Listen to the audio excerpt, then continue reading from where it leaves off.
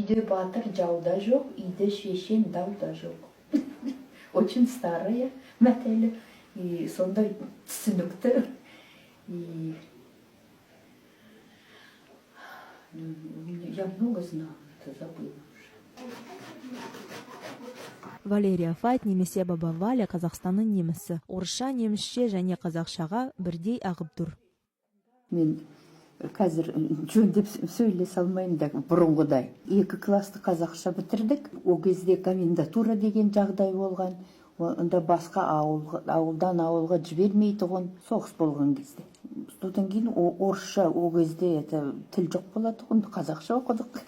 Содан кейін соғыс біткеннен кейін мамадарымыз басқа орысша оқитын ауылға апарды. Содан кейін орысша оқып кеттік. Бәріміз емес, менің Анна деген сіңілім бар болатығын. Орысша оқисың дегенде ол жылап, қайта жаңа ауыл деген жерге өзіміз тұрған.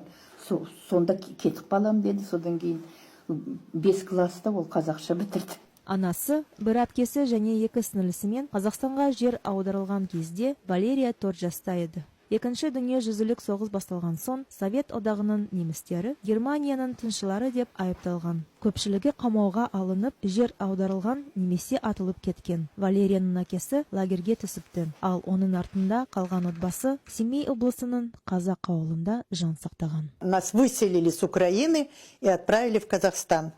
Нас было 4. Самая старшая была Роза. Ей было 10 лет, потом Валя, потом я. Лиза была еще грудная. Слава Богу, я все думала, росли, голод, холод. Мама меня водила к председателю. Мама говорит, я ходить не могла, такая опухшая была.